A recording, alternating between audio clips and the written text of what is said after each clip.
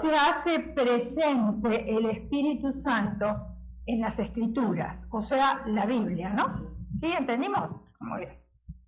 ¿Cuándo? Cuando Jesucristo se bautizaron. ¿Ahí se hace presente el Espíritu Santo? ¿Cómo fue la pregunta? Más? Perdón, ¿cómo fue la pregunta? ¿Desde cuándo el Espíritu Santo se hace presente en las Escrituras? Desde el principio en Génesis, donde dice, y el Espíritu se movía sobre la faz. Ven que te doy un abrazo y un beso. Muy bien, vayamos a la Escritura. Génesis capítulo 1, versículo 1 y 2. Dice, en el principio creó Dios los cielos y la tierra estaba, ¿qué? Desordenada y vacía. ¿Había algo en la tierra? No había nada, ¿no es cierto? No había creación, no había hombre, no había mujer, no había animales, no había luz, no había nada. Desordenada y vacía. Y las tinieblas estaban sobre la faz del abismo. ¿Y qué dice ahí? Y el Espíritu de Dios ya se movía sobre las aguas. Entonces, ¿desde cuándo el Espíritu Santo se hace presente en las Escrituras? Desde Génesis capítulo 1 hasta Apocalipsis capítulo 22. La Biblia completita. Muy bien. En la creación del hombre, Dios le da forma a una mezcla de tierra. ¿Sí? ¿Entendemos? Acá, para que podamos comprobar. En la creación del hombre, Dios le da forma a una mezcla de tierra, moldeando el cuerpo humano, dándole aliento de vida. Ahí usted tiene la cita. Acuérdese que esto es estudio bíblico y usted también tiene que trabajar en su casa. Entonces ahí tiene la cita para que lo busque. No se quede con lo que usted escucha, indague. Este aliento se refiere a la cualidad animadora del espíritu, o sea, el aire puesto en movimiento por la respiración. ¿Estamos de acuerdo hasta ahí? ¿Se entendió o no se entendió? Si no entendieron, pregunten. Muy bien. Por lo que sería entonces el hálito de vida. O sea, que Dios sopló en nosotros. Éramos barro, un pedazo de materia ahí de barro, y Dios hizo... ¿Y nos dio qué? Vida. Muy bien, sigamos acá otra explicación más antes de entrar a lo que vamos a estudiar. El Espíritu Santo no solo participó en la creación, sino que capacitó a hombres para trabajos especiales, dirigiéndolos para realizar tareas en nombre de Dios a favor del pueblo. ¿Estamos de acuerdo? ¿Sí? Levantó líderes como Moisés, estableciéndolo como mediador entre Jehová y el pueblo. ¿Estamos de acuerdo hasta ahí? ¿Alguien tiene una pregunta? No. Sosteniéndolo y guardándolo para llevar a Israel, ¿perdón? Guiándolo. Sosteniéndolo y guiándolo para llevar a Israel a tener una patria y así convertirse en un pueblo, ¿qué cosa? Independiente. Muy bien. Veamos la próxima transparencia antes de que vengan las preguntas. En un momento de tensión, en el ámbito de las familias acampadas en el desierto, Moisés se lamentaba ante Dios porque se sentía incapaz de llevar el peso de todo el pueblo. ¿Estamos de acuerdo? Muy bien. ¿No hay preguntas? Dios le manda a escoger 70 hombres, ¿se acuerdan? Con los que podrá establecer una primera organización del poder directivo para aquellas tribus. Y le anuncia, mire lo que le anuncia: tomaré parte del espíritu que hay en ti y lo pondré en ellos, para que lleven contigo la carga del pueblo y no la tengas que llevar tú solo. Le había dado un encargue, ¿sí? Un cargo, ¿verdad? Muy bien. En el Nuevo Testamento hay 261 referencias sobre el Espíritu Santo, que es especial y directamente mencionado. Con la excepción de Filemón, segunda y tercera de Juan, el Espíritu Santo es mencionado en todos los libros del Nuevo Testamento. En cuanto al Antiguo Testamento, hay un libro que no menciona el Espíritu Santo, pero que en las páginas, cuando nosotros lo leemos, podemos sentir la presencia del Espíritu Santo. ¿Cuál es el libro? No, Antiguo Testamento dije. En el Antiguo Testamento, exacto, muy bien, el libro de Esther. Está en el Antiguo Testamento. No se nombra el Espíritu Santo, pero sí se puede sentir la presencia del Espíritu Santo guiándoles a ellos en su mover. Muy bien. El libro de los Hechos tiene 57 pasajes que se refieren directamente al tema. Es el libro especial de las Escrituras que se refieren al Espíritu Santo y se nos dice más acerca de él aquí que en ningún otro libro. O sea, en el libro de Hechos es donde se menciona mucho más el Espíritu Santo. El inicio de la iglesia. Exactamente. El Espíritu Santo da dones a los creyentes. ¿Cuánto lo creen? Muy bien. Existe una experiencia espiritual llamada el bautismo del Espíritu Santo. ¿Estamos de acuerdo? Pregunta. ¿Qué entiende por el bautismo del Espíritu Santo?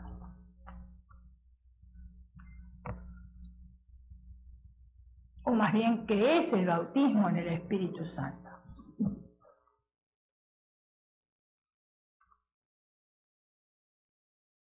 ¿Nunca oyeron hablar del bautismo del Espíritu Santo? Sí. Muy bien, exactamente. ¿Qué es el bautismo en el Espíritu Santo? Hablar en otra lengua. Ese es el bautismo del Espíritu Santo. Bueno, las evidencias son las lenguas. O sea, cuando hablamos del bautismo, perdón que interrumpa, siempre aclaramos que hay dos partes. Cuando uno acepta a Jesús es sellado. ¿De acuerdo? Efesios 1:13 es sellado con el Espíritu Santo. Es como el ganadero, como sellan una vaca. Somos pertenencia de Dios. Pero el bautismo es un momento especial que Dios va a usar a la persona con poder y las evidencias son otras lenguas. Muy bien, veamos dónde dice esto para comprobarlo. Uno anterior, acá. Porque el que habla en lenguas no habla a los hombres, sino ¿a quién? A Dios. Pues nadie le entiende, ¿verdad? ¿Usted habla en lenguas? ¿Cuántos recibieron el bautismo del Espíritu Santo? A ver, levante la mano. Ok. Cuando usted habla en lenguas, ¿usted entiende lo que está diciendo? No. ¿Por qué? Porque es dado por el Espíritu y se habla misterios. ¿Estamos de acuerdo? O sea, la palabra profética que viene a la iglesia es una cosa. Y el que yo hable o adore al Espíritu Santo en lenguas es otra muy diferente. ¿Por qué? Porque si yo adoro al Espíritu Santo no necesito interpretación. Pero cuando se da una profecía sí se necesita interpretación, ¿verdad? ¿Estamos de acuerdo? ¿Tiene alguna pregunta? ¿Sí o no? Ok. Ahora yo sí tengo una pregunta.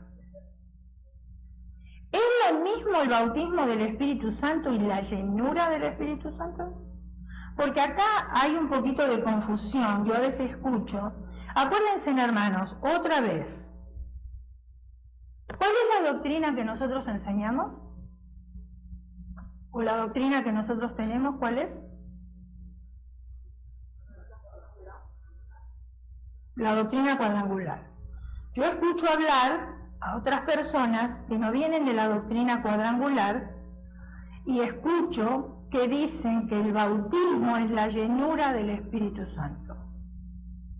Entonces, ¿qué es lo que usted cree?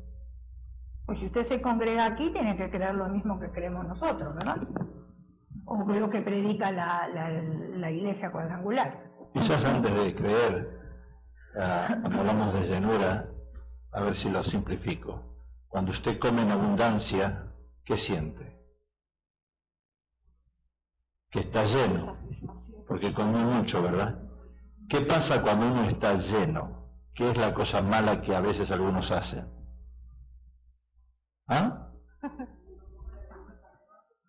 ¿Pero qué hace uno cuando uno come? A veces, ¿qué pasa el cuerpo? Reacciona y ¿qué hace el cuerpo? Erupta. Algunos sí, otros no. Algunos y otros no. Entonces la pregunta que hace la pastora, a ver si se simplifica de esa manera, a ver si se entiende. No sé. Lo hizo un poco complicado. Estoy hablando con los discípulos del Señor, ¿verdad? Okay. Pastora, Entonces, sí. bueno, voy a tratar a ver si lo Sí. puedo expresar. El bautismo es solamente una sola vez, el bautismo del Espíritu Santo y las señales en hablar en lenguas. Y la llenura es todos los días. Ah, pero levántate que te quiero dar un abrazo y un beso. 2 abrazos te debo y 2 besos te debo. Ok. Eso. Así. Muy bien. Bueno, veamos. Los apóstoles, o sea, los seguidores de Jesús, habían creído en Él. Sus pecados habían sido perdonados. ¿Sí?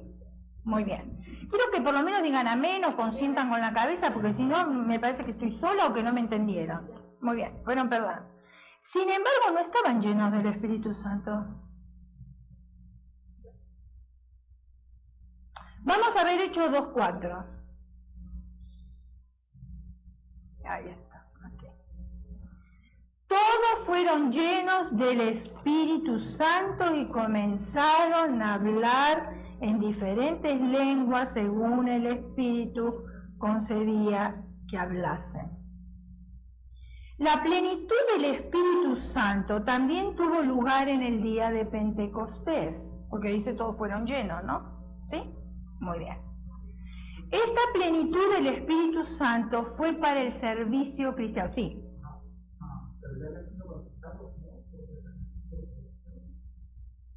No, pero usted habla de bautismo en agua. Sí, no. Estamos hablando del bautismo en el Espíritu Santo que se habla en otras lenguas. El bautismo en agua es otra cosa. Sí. Lo que está hablando la pastora ahora es el inicio de la iglesia en Pentecostés. Por eso las iglesias ahora nosotros somos iglesias pentecostales. Claro. Porque allí en Hechos inicia la iglesia. Y ahí fue cuando fueron bautizados, ¿quién? 120 que estaban en el aposento alto. Fueron llenos del poder, llenos del Espíritu Santo en ese momento. ¿Bautizados en qué? No. En ese momento no. Bueno, no relata la Biblia del bautismo en agua de los apóstoles. En el momento que sucedió no lo relata. No lo relata la Biblia. Claro. Jesús sí. Bueno, pero usted qué está diciendo, que si no tenemos el bautismo en agua, no podemos recibir el bautismo del Espíritu Santo. ¿A eso quiere decir?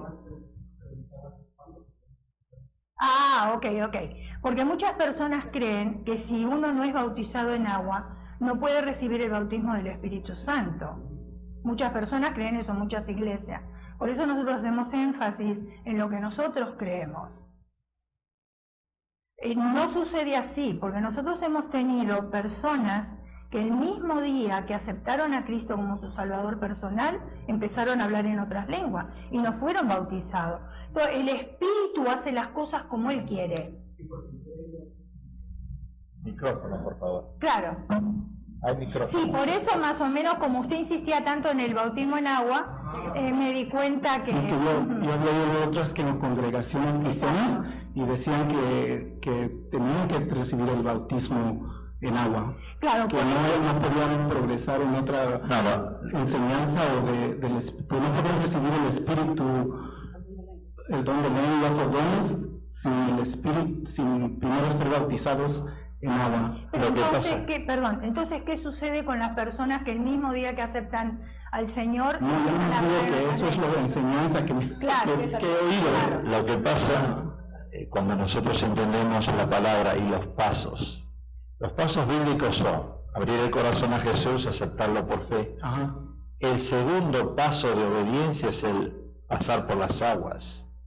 Las aguas del bautismo es el segundo paso de obediencia. Lo que está diciendo la pastora, que una persona que acepta a Cristo puede ser bautizada con el Espíritu Santo en el momento de aceptar a Jesús, sin ser bautizado en agua. Yo pero era al revés. No, primero pero en agua. Ajá. No, pero después de eso, no, porque usted está hablando de una cosa automática. Usted está hablando como si fuese algo sistemático. Esa es la enseñanza que Eso tuvo. es lo que he escuchado yo. Sí. Ajá. Tiene razón. Claro. Sí. Tiene razón, porque en muchas iglesias predican, por ejemplo, también dicen que nosotros no podemos bautizar los niños. Ajá.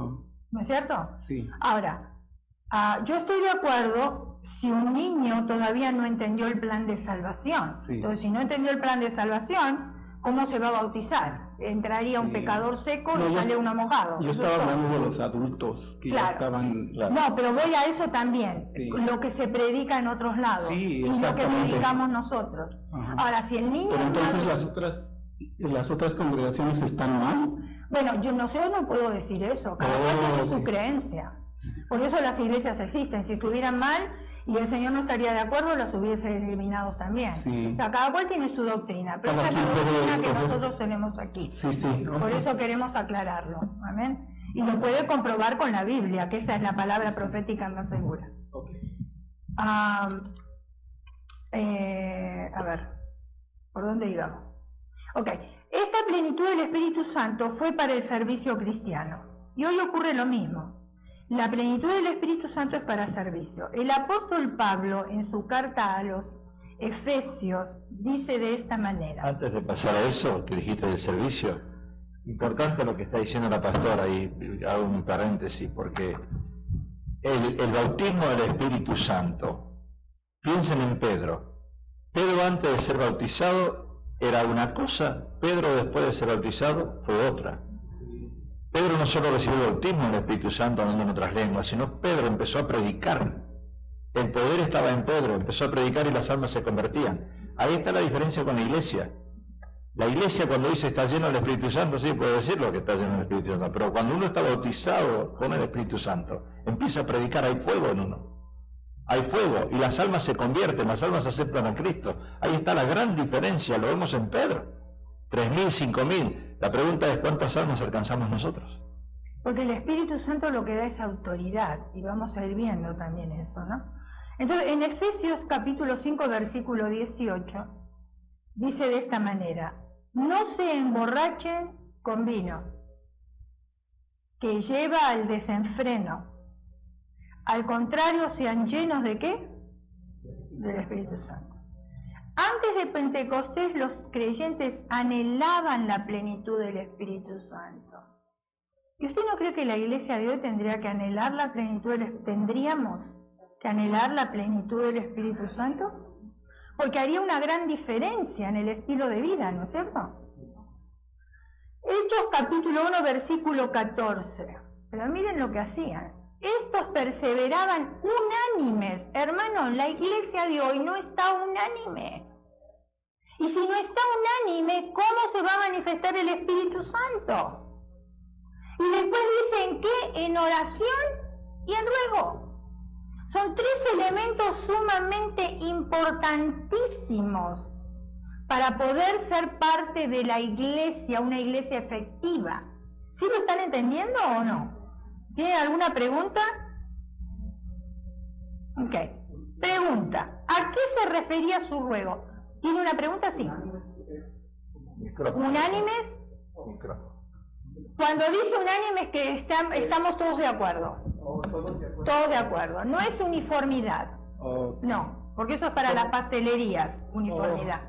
Pero somos diferentes, de diferentes culturas, diferentes maneras de pensar, pero cuando estamos en el Señor, como todos tenemos un solo Padre y nos regimos por el manual de instrucciones llamado Biblia, entonces todos teníamos que pensar de la misma manera, estar unánimes. Entonces, como lo que estábamos hablando, que unos sí creen que el bautismo es el... No, pero yo estoy hablando de este cuerpo de Cristo aquí, ¿eh? Okay. No, el cuerpo de Cristo donde nosotros nos reunimos tenemos que estar unánimes. O no de las otras No, congregaciones. las otras congregaciones nosotros nos ministramos ahí. Ok. ¿A qué se refería su ruego? El ruego de acá de Hechos capítulo 1, versículo 14. ¿A qué se refería? ¿Qué es lo que ellos estaban rogando? ¿Por qué estaban ellos unánimes, orando y rogando qué? Estamos hablando Hechos 1:14. Si ustedes van y entienden el concepto, estás ponemos la pantalla ahí, hermano. Así es. Hechos 1:14. Anteriormente la pastora mencionó Hechos 2:4. Hechos 1:14 antecede a Hechos 2:4. Quiere decir que Hechos 1:14 dice que estaban unánimes en oración y ruego. En Hechos 2:4 ahí fueron todos llenos. Quiere decir que en un momento ellos estaban orando unánimes, pidiendo el bautismo del Espíritu Santo, la llenura del Espíritu Santo. Lo que está diciendo la pastora es que cuando nosotros estamos orando, yo no voy a orar por mi hijo, yo no voy a orar por mi trabajo, yo no voy a orar por la enfermedad. Cuando hay unanimidad en el Espíritu, vamos a orar por algo efectivo, algo concreto, algo que la iglesia necesita en ese momento, y va correlativo. Por eso tenemos que entender bien cuando usamos la Biblia. Ella mencionó Hechos 2:4. Después de estar orando unánimes, vino la llenura. Pero cuando la iglesia se junta a orar, y uno ora por el Padre, otro por el Hijo, otro ora por enfermedad, otro ora por trabajo, otro reprende a Satanás. Sí, no es eso, no se manifiesta el poder de Dios, porque Dios se manifiesta cuando dos están de acuerdo, Dios está de acuerdo. Entonces la unidad en el Espíritu es cuando dos personas empiezan a orar de acuerdo, y la iglesia todo de acuerdo, y pedimos todo lo mismo. Ahí es cuando Dios trabaja. Ahora, yo quiero aclarar algo, porque el pastor dijo, no es que voy a orar por mi hijo, no estamos diciendo que no debemos de orar por nuestros hijos. Es otra cosa. Por nuestros hijos tenemos tiempo de orar en nuestro hogar, por nuestra familia, por las necesidades personales. Cuando venimos nosotros a la iglesia, entonces oramos por el mover del Espíritu en la iglesia, las necesidades de la iglesia. Claro, exactamente, por eso tenemos el devocional en casa, y el tiempo de un altar familiar o individual, donde nosotros ahí expresamos lo que realmente necesitamos. Pero en la iglesia tenemos que estar unánimes pidiendo que el Espíritu Santo se manifieste en cada uno. ¿Entendimos hasta ahí? ¿Sí? Ok. Entonces, en resumen, hay dos clases de cristianos. Escuchen. El que tiene el Espíritu Santo y el que está lleno del Espíritu Santo. La llenura del Espíritu Santo se refiere a un estilo de vida, a un diario vivir dentro y fuera de la iglesia. Yo no soy cristiano aquí en la iglesia y digo gloria a Dios, aleluya, Dios le bendiga, y salgo de aquí y me quito el traje de cristiano y me pongo un traje secular en mi casa. Yo soy cristiano donde quiera que yo vaya. El Espíritu Santo va conmigo donde quiera que yo vaya. Como yo me comporte, el Espíritu Santo me está viendo. O sea, yo no tengo que ser temeroso de que me vean otros. Yo tengo que ser temeroso de que me vea Dios lo que yo estoy haciendo. Porque ahí está en juego mi salvación, ¿no? Que usted me vea lo que yo haga o no haga. Usted a mí no me da la salvación y yo se la doy a usted tampoco. Pero que el Espíritu Santo vea lo que yo estoy haciendo. Por ejemplo, volvemos otra vez. Hay iglesias donde predican que la mujer no puede usar pantalones. Yo tengo una amiga, ella se congregaba en una de esas iglesias, pero en la casa sí se ponía pantalones. Cuando salía a la calle no se ponía los pantalones, cuando iba a la iglesia tampoco. ¿Cuál es la diferencia entre ponerlos en mi casa y salir a la calle? Si Dios no está de acuerdo con los pantalones, no me los tengo que poner ni en mi casa, ¿o no? ¿Sí o no? Entonces, una vez miren lo que sucedió. Salió rápido de su casa para ir a hacer una compra porque algo le faltaba para la comida y salió con los pantalones. Cuando va al supermercado, ve a alguien que se congregaba en la misma iglesia. ¿Qué hizo? Se escondió. Ahora, ¿ustedes creen que eso es vivir con el Espíritu Santo? O sea, en la iglesia mostramos una cara y después afuera. Entonces no estamos llenos del Espíritu Santo. Necesitamos la llenura, porque en todos lados donde estamos tenemos que ser igual, ¿o no? Muy bien. Por eso los musulmanes no tienen llenura del Espíritu Santo, porque parece que se cubren la cara. Se cubren la cara en público los musulmanes. Ajá. Y cuando llegan a casa pues andan supuestamente como ellos quieren, no tienen que andar cubiertos nada más en público. Claro. Bueno, pero ellos tienen otro Dios. Sí, por eso le digo que el Espíritu Santo no... Sí, tiene una doctrina diferente. Diferente. Sí. Muy bien. Entonces, pasemos a los dones del Espíritu Santo. A ver. El Espíritu Santo da dones espirituales y especiales a los creyentes. ¿Sí? Las principales referencias que listan los dones del Espíritu Santo se encuentran en Romanos capítulo 12, versículo del 6 al 8.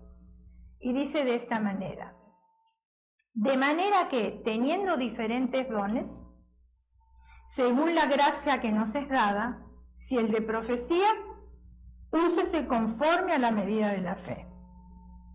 O si de servicio, ¿en qué? En servir. O el que enseña, en la enseñanza. El que exhorta, en la exhortación. El que reparte, en liberalidad. El que preside, con solicitud. Y el que hace misericordia, ¿con qué? Con tristeza. Alegría. Muy bien. Estaban prestando atención. Muy bien. 1 Corintios capítulo 12, versículo del 4 al 11. Ahora bien, hay diversidades de dones, pero el Espíritu es el mismo, ¿o no? Hay diversidades de ministerios, pero el Señor es el mismo. Hay diversidades de operaciones, no de cirugías, no estamos hablando de eso. Pero Dios, que hace todas las cosas en todos, es que el mismo. Pero a cada uno les da la manifestación del Espíritu Santo, ¿para qué? Para el provecho. Porque a este es dada por el Espíritu palabra de sabiduría, a otro palabra de ciencia, según el mismo Espíritu, a otro fe, por el mismo Espíritu, y a otros dones de sanidades por el mismo Espíritu. El Señor sabe a quién le da los dones, ¿no es cierto? Muy bien. A otro el hacer milagros, a otro profecía, a otro discernimientos de espíritus, a otros diversos géneros de lenguas y a otros interpretación de lenguas. Pero todas estas cosas las hace uno y el mismo Espíritu, repartiendo a cada uno en particular como Él quiere. Uno lo que tiene que hacer es anhelar los dones. Y el Señor reparte como Él quiere. Y según dice la palabra de Dios, que todos los dones están en la iglesia. ¿Para qué es importante? La pastora mencionó Romanos y menciona 1 Corintios. Nosotros tenemos la costumbre, o la mala costumbre, de espiritualizar todas las cosas. Cuando Pablo habla en Romanos, está hablando de dones de servicios, dones prácticos. Si volvemos un poquitito atrás a Romanos, si ustedes ven lo que dice en Romanos el apóstol Pablo, habla diferentes dones.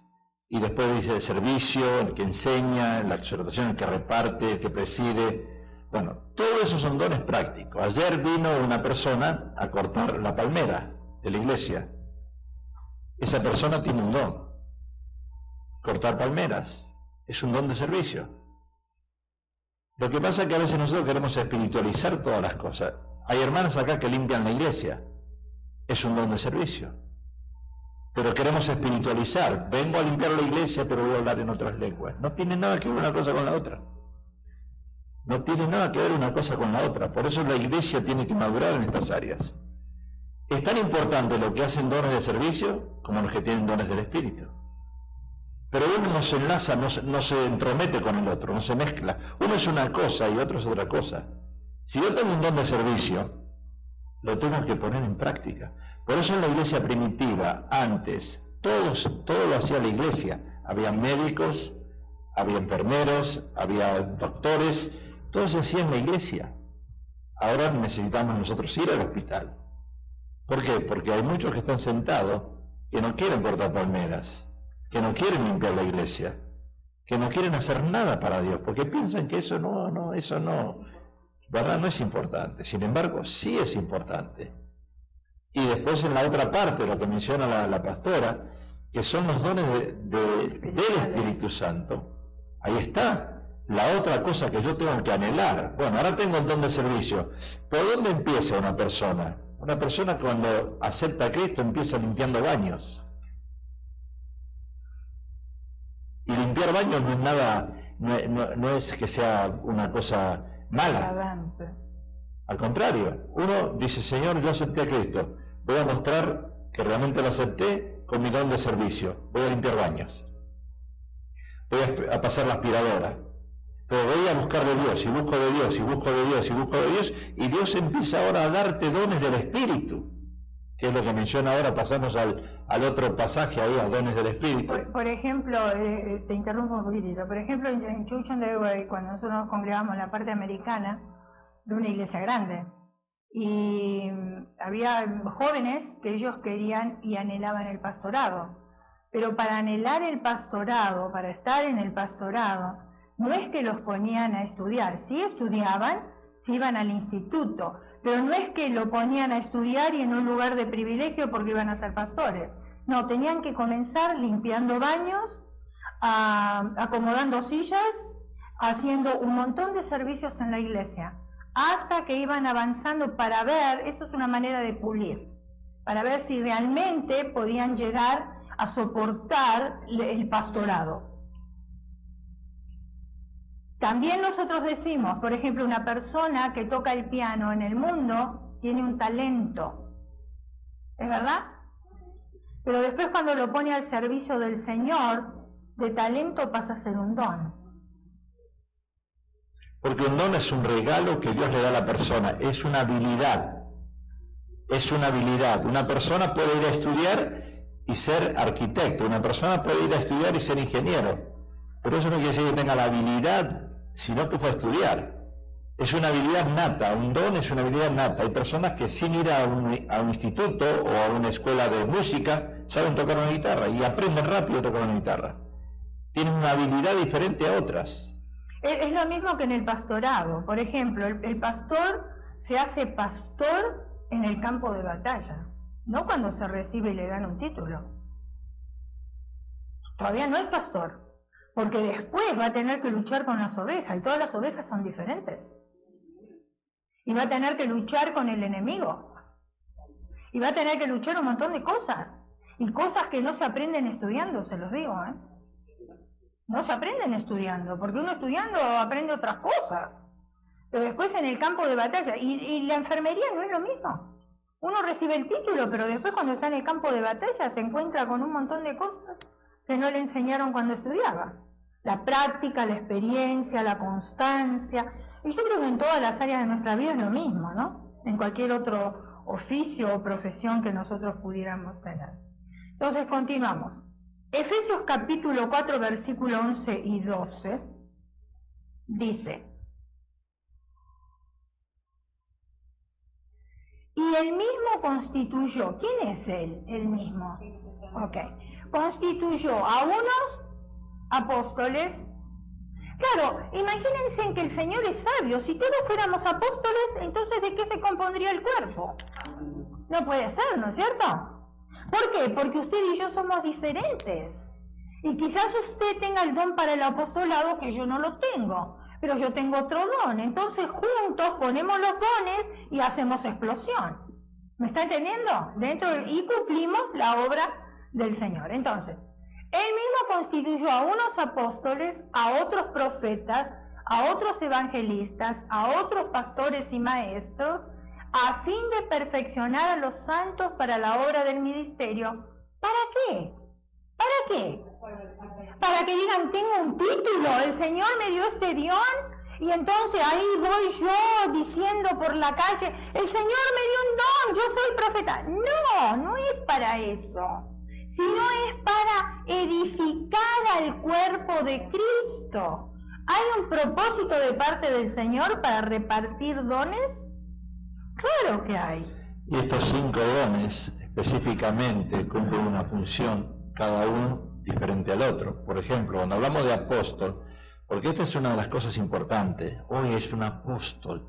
A veces hoy en día se pone a un apóstol, como está pasando con la iglesia, que no digo el nombre, una iglesia que está en problemas legales ahora, que lo tienen como apóstol.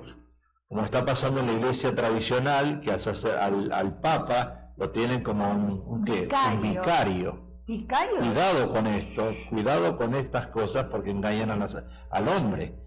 Apóstol es una persona que inicia una obra. Un apóstol es una persona que inicia una obra en un lugar específico. ¿Vicario qué quiere decir? No, vicario es otra cosa. Vicario es un intermediario. Y aparte, algo más que eso, pero bueno. Es como si fuese... Pero él no es nuestro intermediario. Está cumpliendo... Exacto, no el Papa. Entonces nada más hay un vicario. No es Jesús el vicario. El vicario sí, porque él murió por nosotros, es el intercesor entre Dios y nosotros. El vicario, creo que hay una palabra más específica para el vicario. Es como si fuese una persona sacrificada, una persona que está dando su... ¿Ah? Un intermediario. Sí, está dando su vida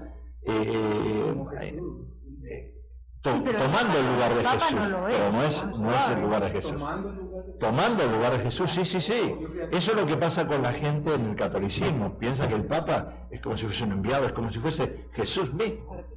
Y lo adoran de esa misma manera, equivocadamente. Es lo mismo cuando canonizan a ciertas personas.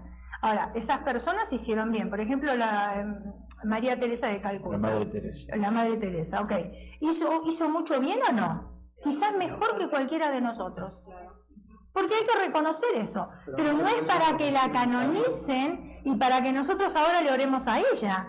Porque ella necesita el perdón de sus pecados igual que yo, aunque haya hecho obras buenas.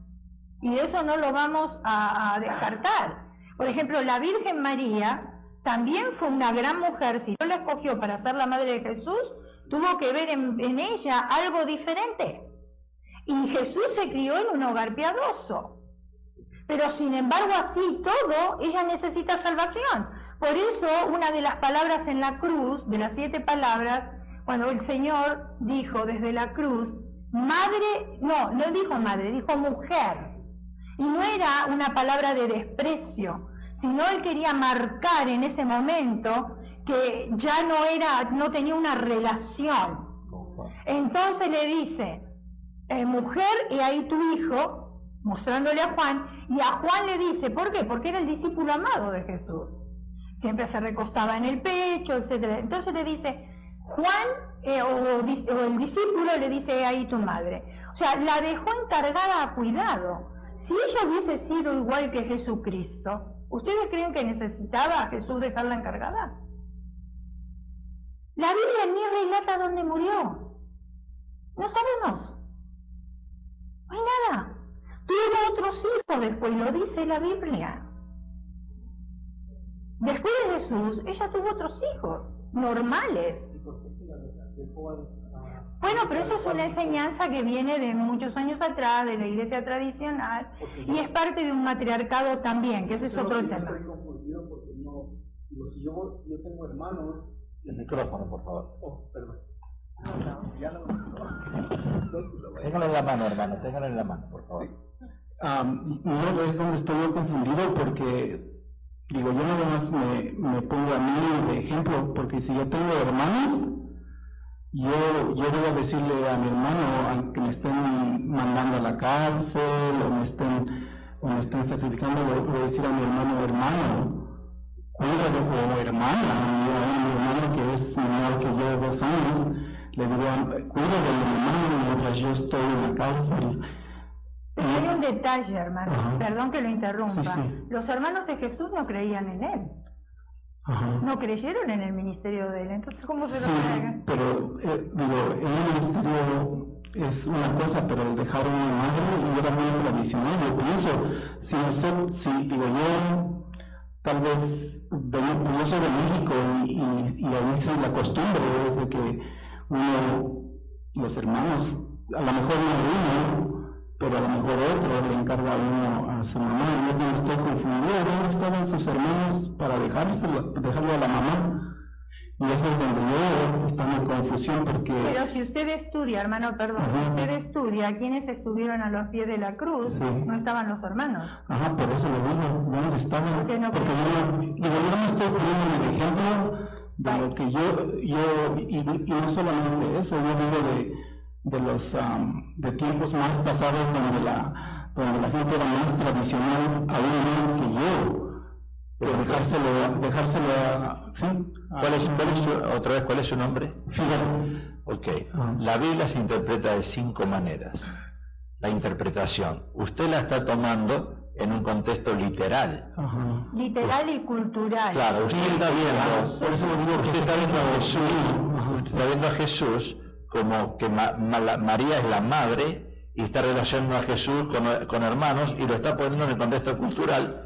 Nada tiene que ver una cosa con la otra. Nada más porque mencionaron de que la dejaron a uno de los discípulos. Ajá, y yo nada más me pregunto, como confuso,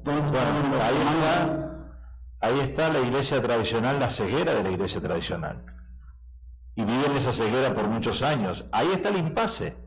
El darse cuenta de ese detalle, que es un detalle importantísimo, que María no era la madre digamos, de vientre. Fue la madre, digamos, terrenal en ese momento, pero ya cuando Jesús estaba en la cruz, la relación con ella ya cambió. Ya no era su madre. Hay que acordarse que Jesús no nació como nacen otros bebés. María era virgen. Hay que entender que María era virgen. María no tuvo relación con José para que nazca Jesús. Sin embargo, María tuvo otros hijos. Y sí, después dejó de ser virgen. Claro, que eso es lo que la iglesia tradicional ignora, que María tuvo otros hijos. Por eso yo decía, ¿dónde estaban sus otros hijos? Si yo no dejaría solo a mi madre, pero yo no soy Dios, pero yo le dejaría encargada con mi hermano o mi hermana. Pero estábamos hablando de los vicarios, no estábamos hablando de eso. Mejor yo lo dejo así. No, está bien. Cuando hablamos entonces... le muestre y le enseñe, ¿verdad? Cuando hablamos de apóstoles, lo dijimos, después habla la palabra de profetas, y ahí está el otro error. Perdón, ¿qué pasó? Perdón. ¿Por qué si el apóstol, por qué Jesucristo, el Hijo de Dios, se lo dejó al apóstol Juan? ¿Verdad? Que dijo, aquí a tu mujer, aquí al discípulo. ¿Por qué no se la dejó a uno de los hijos? ¿Que acaso no tenía más hijos? Es la misma pregunta que dijo, pero ya la relación entre los hermanos había cambiado. Él tenía una relación muy estrecha con Juan. No, ¿cómo se va a enojar? No, los hermanos no creían en él, pero nosotros no podemos decir que estaban enojados. Bueno, sigamos. Cuando hablamos de profetas, estamos hablando de... Tenemos en el Antiguo Testamento que hablan de los profetas. Son personas que predican la palabra de Dios. Todo es predicar la palabra de Dios con contextos proféticos, pero nunca añadiendo o quitando de la Biblia ciertas cosas. Ahí es un error, porque en la Biblia menciona de profetas falsos, que son profetas que agregan o quitan de la Biblia. El profeta predica la palabra en un contexto profético, pero sin agregar ni quitar. Después evangelistas, son personas, evangelistas viene de evangelión, son personas que transmiten las buenas nuevas. O sea, son hermanos o hermanas que predican, transmitiendo solo el evangelio, las buenas nuevas. Pastores y maestros, el pastor ya se sabe, se conoce. Hay pastores y hay pastores y maestros. O hay maestros que no son pastores. Entonces algunos unen las dos en pastores y maestros, otros las separan como pastores y otros maestros. Pastores hay una diversidad, porque hay pastores solamente, hay pastores y maestros, hay maestros y pastores, como dice, hay pastores que son abuelos, que todos le dicen, no te preocupes, mi hijita, todo está bien. O sea, hay una variedad de pastores, ¿no? Hay pastores administrativos, hay una variedad de pastores, no son todos los pastores iguales. Bueno, el concepto de pastor que piensa la iglesia. Pero la iglesia quiere un pastor. El pastor tiene un don, claro, dado por Dios. Entonces, unos maestros, otros administrativos, otro tiene el don de misericordia, igual que el pueblo, lo mismo que el pueblo, la misma cosa. Por ejemplo, el pastor antes habló de los apóstoles. Cuando nosotros escuchamos la palabra apóstol, como es una palabra que no la usamos mucho, parece que fue una palabra aristocrática, y creemos que es una persona, pero que casi está sentada a la diestra de Dios también. Y en realidad es una persona común, el pastor lo dijo, es alguien que abre obras. No es nada espectacular. O sea, a veces nos dejamos llevar por ciertos títulos creyendo que son personas súper espirituales y no son personas súper espirituales, ninguno es súper espiritual aquí. Porque abren obras. Si nosotros abrimos obras, somos apóstoles. ¿Pero qué decía Pablo? Pablo, apóstol de Jesucristo. Un enviado. Claro. ¿Qué hacía Pablo? Abría obras en diferentes lugares. Sí. Apóstol de Jesucristo, es un enviado de Dios. Un apóstol es un enviado de Dios. Muy bien. Pastor y maestro no es lo mismo.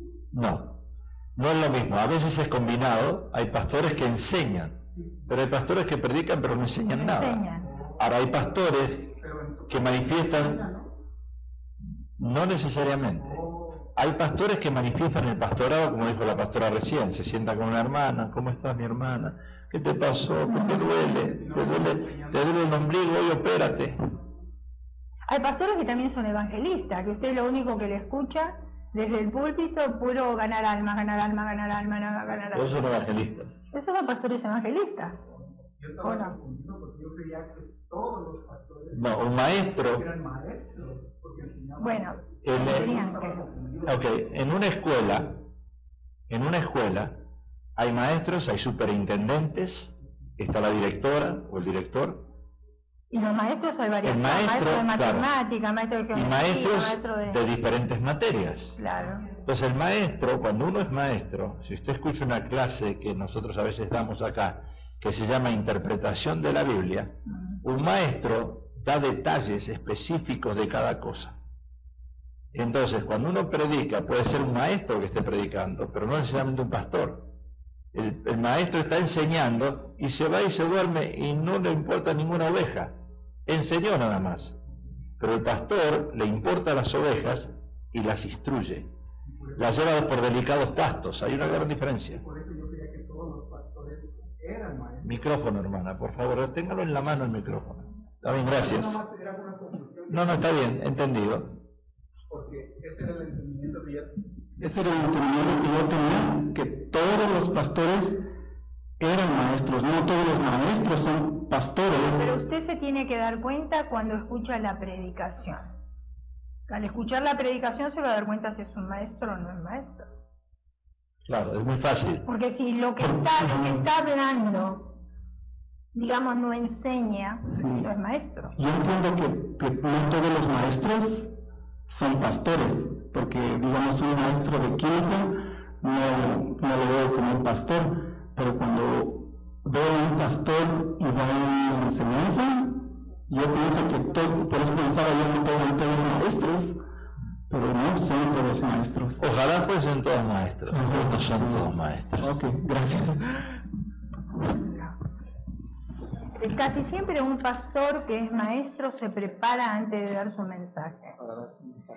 Puede que Dios cambie el mensaje, puede ser, pero cuando es muy habitual, que domingo tras domingo se para en el púlpito y dice, el Señor hoy me dijo que cambiara el mensaje, el domingo que viene el Señor me dio otro mensaje para ver, el domingo que viene, es porque no se preparó. Entonces abre la Biblia y predica, digamos, un versículo. Y a veces... Porque prepararse, hermano, demora muchas horas. A veces buscar usted... palabras, interpretación, es mucho. A veces usted escucha una persona hablando, empieza de Génesis, termina en Apocalipsis, y cuando se fue, usted le pregunta, ¿y de qué habló? Claro, porque recorrió la Biblia, pero no me dijo nada. No enseñó nada. Entonces hay una gran diferencia entre pastores y pastores y Después maestros. usted va a notar también que hay pastores, hay personas que les gusta escuchar pastores gritones. Y se creen que es el mover del espíritu, porque pega 4 gritos de ahí arriba. Y eso no es el mover del espíritu. El mover del espíritu es cuando a mí me está enseñando algo, me está diciendo algo con coherencia, y que yo estoy aprendiendo y está transformando mi vida, y me toca a mí. Eso es el mover del espíritu. No que me peguen 4 gritos. Pues si es por pegar 4 gritos, lo podemos hacer tranquilamente, ¿eh? El pastor... correr de un lado para el otro y gritar todo el tiempo. ¿Y sabe cuántas horas nos ahorraría a nosotros por semana en prepararnos? Muchísimas. El pastor es para identificar que una iglesia tiene un pastor que es un guía. Apocalipsis capítulo 2 dice el ángel de la iglesia. Es el pastor, es el guía. Por no ponerle ángel, le ponen pastor. Es el ángel. No le ponen el evangelista Pablo en la iglesia Majestad, o el evangelista, o el profeta Elena, o la profeta Elena, o el maestro Pablo. No, el pastor. Apocalipsis es el ángel de Dios que enseña en la iglesia esa. Por eso lo identifican. Es una identidad, es como tener un diploma con una identidad.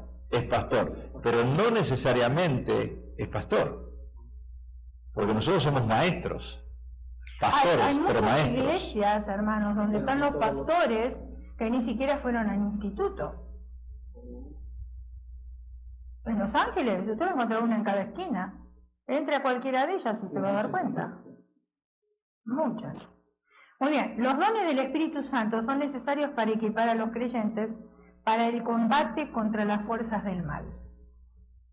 Dones especiales para equipar al pueblo de Dios. Y vamos a ver cuáles son los dones especiales para equipar al pueblo. Lo hablamos, ya lo mencionamos y también lo explicamos. Apóstoles, profetas, evangelistas, pastores y maestros. Estos son encargados para equipar ¿a quién? Al pueblo de Dios. Ahora también hay dones verbales para explicar la verdad de Dios. Y vamos a ver eso. Por ejemplo, los dones verbales son profecía, enseñanza, exhortación. ¿Qué es exhortación?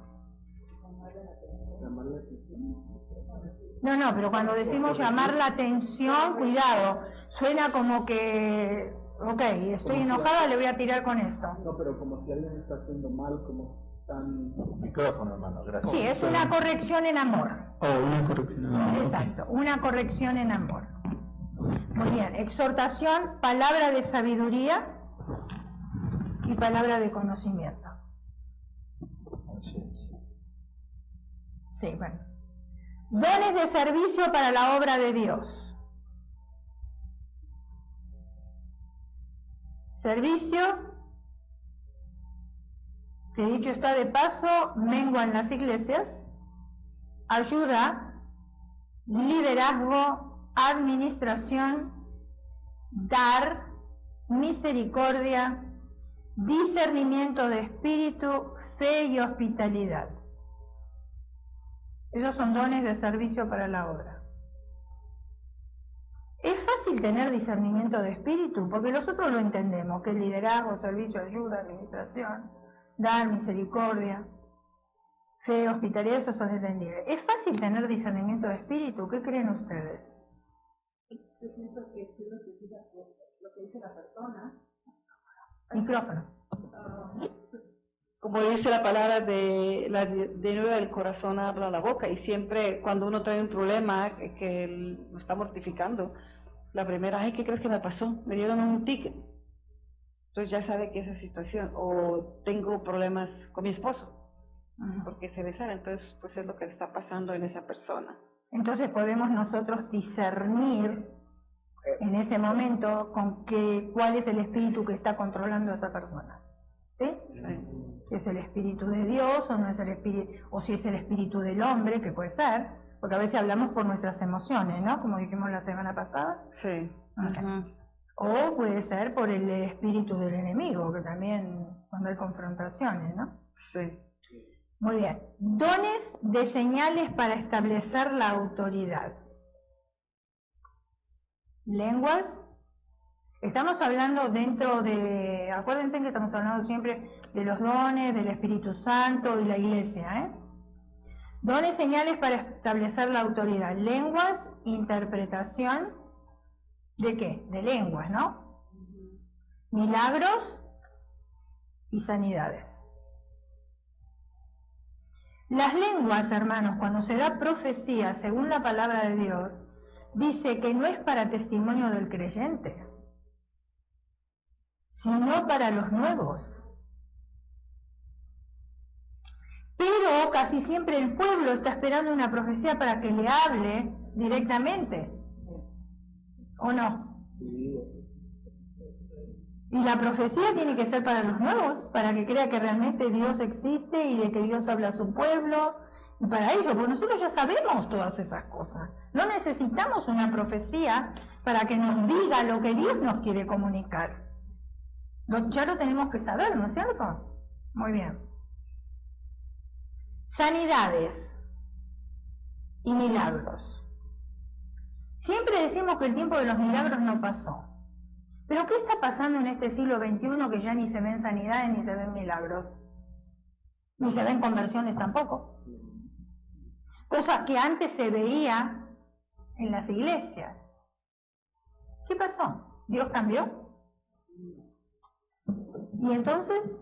Yo pienso que entre más tiempo pasa, el demonio se hace más astuto y ataca de otra forma. Y por eso no vemos esos milagros, tal vez tan escondidos o tenemos que estar más... Pero ataca de otra forma, ¿a quiénes? ¿A quién ataca? A los creyentes, a los hijos de Dios, a los hijos de... Ajá. Yo pienso que porque ahora se ven, yo me levanto a veces y pues sí, veo en la televisión y tantas cosas que murió esta persona, que atropellaron a esta persona, que un fiscal mató a su esposa y su hijo y que la otra niña se escapó por la ventana. Right. Muchas cosas todos los días y digo, el demonio está trabajando Usted tiene diferente. Razón. El demonio está trabajando. Siempre trabajó, ¿eh? Sí, siempre trabajó. Pero lo que sucede es que en el pasado la iglesia estaba fuerte y contrarrestaba las artimañas del demonio, del enemigo. ¿Y dónde están los Hoy la milagros? iglesia está dormida, no contrarresta nada. Ajá. Y parece que está más fuerte, pero siempre fue igual. Sí, y decimos, ¿dónde están los milagros? Porque nosotros somos responsables de que no se produzcan milagros. Nosotros somos responsables de que no se produzcan conversiones. Y nosotros somos responsables de que no se produzcan sanidades. Porque llegamos a la iglesia preocupados por nuestro problema, no para que Dios se manifieste. ¿Es verdad o no es verdad? Y estamos tan concentrados en nuestro problema que ni siquiera a veces escuchamos el mensaje. Y no quiero generalizar, porque hay hermanos que sí escuchan, están atentos, ¿no es cierto? Pero la mayoría está en sus problemas. Porque termina el servicio y usted los escucha hablar y no están hablando de las cosas de Dios. Están hablando de sus problemas. Y yo me acuerdo años atrás, nosotros tenemos 43 años de convertidos, ¿no? 43, ok. Años atrás, 40 años atrás, uno salía de la iglesia y salía hablando del mensaje, salía hablando de cómo se manifestó el Señor en la iglesia ese día, las conversiones que hubo, las sanidades que hubo. Los que tienen más o menos tantos años en el Señor, ¿ustedes no se acuerdan de todas esas cosas? O sea, si Jesucristo es el mismo de ayer, de hoy y de por los siglos, ¿usted no se preguntó qué está pasando? Bueno, quizás una de las señales, cuando hablamos de Mateo 24, vemos señales de los últimos tiempos. Pero las señales que estamos viendo hoy en día, que los presidentes de las naciones no se dan cuenta, pero sí nosotros nos tenemos que dar cuenta. Por ejemplo, hoy en España, la inundación que hubo, 5 muertos, todos los carros inundados, en lugares donde nunca antes ocurría esas cosas. Todo lo que vimos ahora con el huracán, acá en la Florida, y todo el desastre que hizo, Dios desde arriba nos está hablando, le está hablando a todos, nos está hablando a todos en general. Yo estoy arriba y ustedes están aquí en la tierra. Hay una gran diferencia. Yo les estoy mostrando con esas señales naturales de Mother Nature, como dice La madre naturaleza, dice la gente. Pero es Dios. Es Dios que está mostrando con señal. Y gracias todavía que en esta inundación en España, si ustedes ven en las noticias, todo se inundó, los carros todos inundados, y solo 4 o 5 personas murieron. Eso ya es un milagro. Que dentro de esa inundación Dios dice, todavía estoy acá. Dentro de lo que pasó acá en las Bahamas, Dios dice, todavía estoy acá. Claro, y no le está diciendo a Trump, al presidente, mira, te va a costar dinero esto, porque estás pensando solamente en esto. Le está diciendo al presidente, nos está diciendo a nosotros, el corazón de ustedes está en el dinero nada más. Y yo estoy ahí arriba y ustedes se olvidan. Si me buscan a mí, yo les ahorro todo lo que van a gastar ahora en las Bahamas, porque no les mando lo que les estoy mandando, las señales de los últimos tiempos. Lo que está diciendo la pastora, porque ni nosotros los pastores, hoy tenemos la autoridad que se tenían en esos años atrás. Porque estamos envueltos con el pueblo, estamos envueltos en lo que se mueve el pueblo. Y Dios desde arriba nos está mostrando en señales, Mateo 24, las señales de los últimos tiempos, todas las cosas que van a ocurrir, terremotos, temblores, huracanes, todo eso. Y están, nunca como antes se vieron fuegos, destrucción en todos lados. Y Dios dice, momentito, levanten los ojos al cielo, empiecen a poner la Biblia en la iglesia, en las escuelas, empiecen a educar a los niños otra vez en las escuelas, empiecen a fomentar la fe, buscar a Dios mientras pueda ser hallado, levanten los ojos al cielo. ¿No ven que está pasando todas estas cosas? Pero si un presidente de la nación, que es la nación más poderosa del mundo, solamente piensa en dinero, olvidándose que Dios es el dueño del oro y de la plata. Sí. Y eso pasa con nosotros, con la iglesia. Nos olvidamos de eso, entonces ocurren las cosas y los milagros desaparecen. Ahora, yo creo otra cosa. Nosotros, los extranjeros, somos responsables de lo que está sucediendo en este país. Porque yo traje mi Dios, usted trajo su Dios, el otro trajo su Dios, y el Dios que tenía este país desapareció. Sí, porque ahora quieren quitarlo hasta de como le dan bienvenida a todos, welcome, hospitalidad, y está bien. Pero entonces si yo traigo dinero, acepto tu Dios. Y el Dios verdadero que ellos nos vinieron a predicar a nuestros países, ¿dónde está? Sí, es cierto. Parece que estamos en el tiempo de Atenas, cuando Pablo llegó y le dijo, usted, al Dios no conocido, ¿dónde está? El Dios del dólar, ¿dónde está? Está en el dólar nada más. Y en el Viejo Testamento estaba el Dios del dinero, ¿cómo se llamaba? Mamón. Ajá, wow, está muy espantoso. Bueno, muy bien, continuemos entonces. A ver si podemos terminar porque hay bastante. Y hay bastante. Fruto del Espíritu Santo. Acá hay otra cosa. A ver. El Espíritu Santo también desarrolla fruto espiritual en la vida de los creyentes. El fruto del Espíritu Santo se refiere a la naturaleza del Espíritu revelada en la vida del creyente. Son cualidades que deben ser evidentes en la vida de todos los cristianos. Todos los cristianos incluyen los pastores. Todos los cristianos incluyen los líderes. Todos los cristianos incluyen los apóstoles. Todos los cristianos incluyen los evangelistas. Todos los cristianos, los nacidos de nuevo. Ok. Los dones del Espíritu Santo son para poder. ¿Estamos de acuerdo ahí? Voy a ir avanzando un poquitito más. Si no desarrollamos signos del carácter de Cristo, entonces nos volveremos una víctima de las fuerzas del mal. Hay dos tipos de fruto espiritual. Existe un fruto espiritual de reproducción. Juan capítulo 15, versículo 16. No me elegisteis vosotros a mí. ¿Quién habla aquí? Sino que yo os elegí a vosotros. Y os he puesto para que llevéis ¿qué? ¿Y cómo llevamos fruto? Estando sentados un poco difícil. Okay. Para que llevéis fruto y vuestro fruto permanezca, para que todo lo que pidáis al Padre en mi nombre, Él os lo dé. Ahora, lo importante cuando habla del fruto, y yo sé que ya estamos llegando a la hora. Ya nosotros hacemos 5 minutitos. Teníamos en el pasado un hermano que llegaba media hora antes que nosotros los domingos, tenía todas las llaves de la iglesia, recorría todos los cuartos, abría la iglesia, prendía los aire acondicionados, y ese hermano, cuando nosotros nos íbamos, apagaba todo. Lo hizo por muchos años. Nadie le decía nada. Lo hacía. Los frutos se hacen sin que nadie te vea. Los frutos no necesariamente alguien te tiene que estar viendo. Lo que uno hace en callado, Dios lo recompensa en público. Pero eso es lo que, cuando habla de frutos, cuando dice yo los elegí a vosotros los he puesto para que llevéis fruto. ¿Qué es fruto? ¿Qué es llevar fruto? Fruto es que ella me tiene que ver a mí, que yo estoy haciendo algo, y no necesariamente llamándole la atención a ella. No necesariamente que ella me diga algo, sino que ella vea que yo lo hago. En silencio, para que Dios me recompense en público. No es levantando la bandera y diciendo, pastor, usted no está viendo lo que estoy haciendo.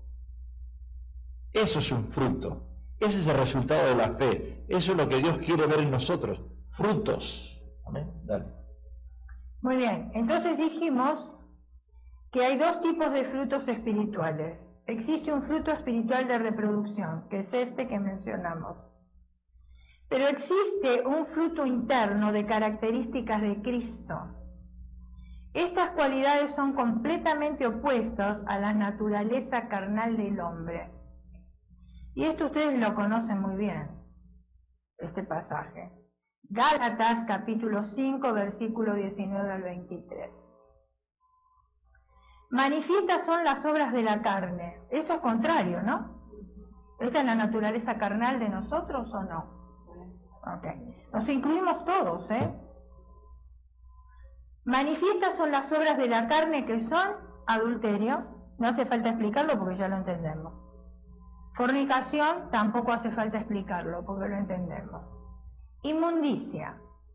¿Qué es inmundicia? ¿Quiere decir que yo hago mucha basura en mi casa? ¿Hago bolsas de basura? No, no estoy hablando de eso. Inmundicia es suciedad moral. Lujuria. ¿Qué es lujuria? Apetito sexual descomedido. ¿Y no me va a decir que hoy no existen estas cosas? ¿Sí o no? ¿Y dentro de la iglesia existen o no existen? Eso es más triste todavía, ¿no? Idolatría, sabemos lo que es. Hechicería, sabemos lo que es. Enemistades.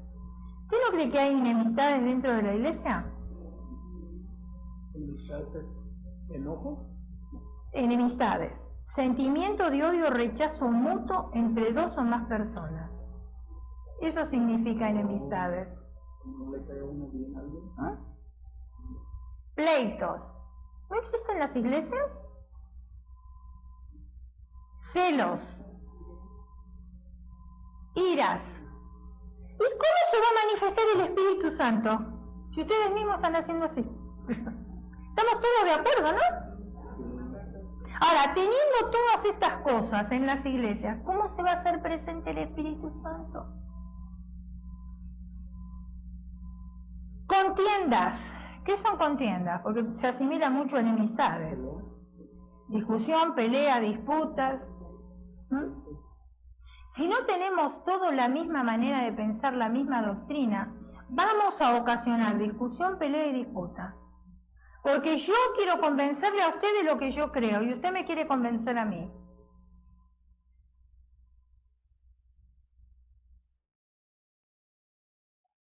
Alguien me mandó un texto y me estaba hablando y le dije, me estaba diciendo varias cosas que yo no estaba de acuerdo, porque no estaba de acuerdo con la palabra, lo que me decía. Entonces le dije, ¿sabes qué? Mira, a mí no me vas a mover de la roca. Pues yo ya sé en quién creí. No me vas a mover. Y te digo una cosa más. Aprende a pescar en el mar y no pesques en pecera. ¿Sabe cuál es la diferencia entre una y otra? El mar es el mundo que no conoce a Cristo. Pecera es la iglesia, que ya están los cristianos. Entonces es fácil que yo venga y quererle cambiar la mente a usted. ¿Por qué no voy y le cambio la mente a los de afuera? Porque me cuesta trabajo, ¿no? Entonces aprende a pescar en el mar y no en pecera. Divisiones, ni hablemos. Herejías. ¿Qué son herejías? Son principios erróneos contra la doctrina. Que la palabra de Dios no lo dice, pero que el hombre sí los inventó y los lanzó. Y en muchos lugares ponen un yugo sobre la congregación que ni siquiera los mismos pastores pueden llevar. Esto no, lo otro no, aquello no. Y la Biblia viene a ser el manual del no se puede. Y la Biblia no es un libro de prohibición. La Biblia nos advierte las cosas. Yo tengo la libertad de escoger, pero a mí no se me prohíbe nada. Si yo hago algo, lo tengo que hacer por amor al Señor. No porque la Biblia es un libro de prohibición. Hay una gran diferencia. Envidias. ¿Son obras de la carne? Homicidios, borracheras, orgías. ¿Qué son orgías? Fiesta en la que se busca la diversión y el placer con el sexo, la comida y la bebida. Eso es una orgía. Hoy está a la orden del día estas cosas. Y cosas semejantes a estas. Y el mundo, lamentablemente, entró a la iglesia. No es que la iglesia salió al mundo. Y cosas semejantes a esta, en cuanto a esto, os advierto que ya os he dicho antes, que los que practican tales cosas no heredarán el reino de Dios. Pero sabemos nosotros criticar a otros que tienen otro estilo de vida, ¿no es cierto? ¿O no? Lo señalamos con el dedo, pero nosotros ocasionamos divisiones en la iglesia. Pero a los otros los señalamos con el dedo. Y acá a mí me dice que no heredará el reino de Dios, no sé. Si yo ocasiono división, yo no voy a heredar el reino. Si yo vivo en orgía, yo no voy a heredar el reino.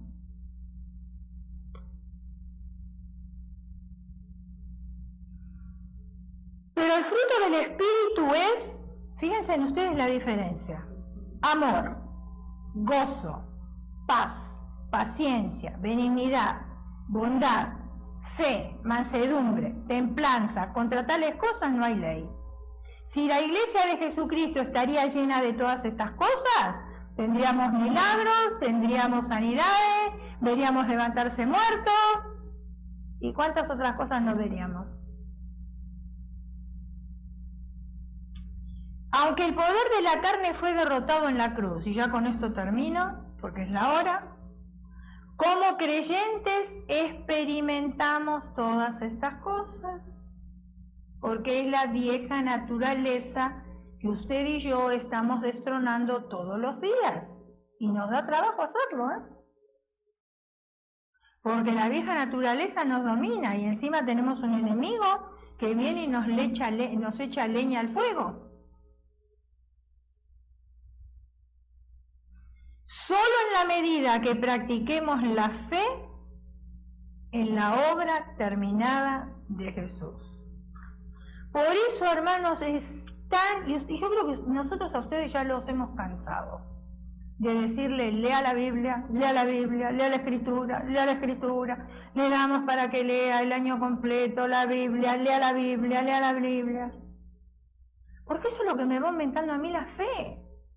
Eso es lo que me va ayudando a mí a vivir una vida diferente, porque usted no vino acá a socializar, aunque eso está bien, porque para eso también estamos, pero nosotros, usted y yo también me incluyo, yo estoy aquí para recibir de Dios y para que mi vida sea transformada, que yo no viva la misma vida de antes.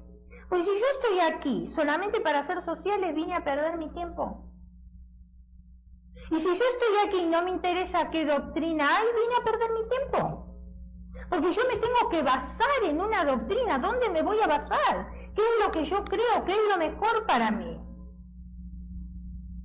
Y si yo no creo la doctrina que aquí se predica, siempre voy a estar disputando, siempre voy a estar en controversia con otros, siempre voy a estar discutiendo con otros. Por lo tanto, para ser efectivo en negar el poder de la naturaleza pecaminosa de la carne, es necesario que desarrollemos o nos vistamos del fruto del Espíritu Santo. Y eso es para usted y es para mí también. No hay otra, no nos queda otra, hermano. Cierre sus ojos, incline su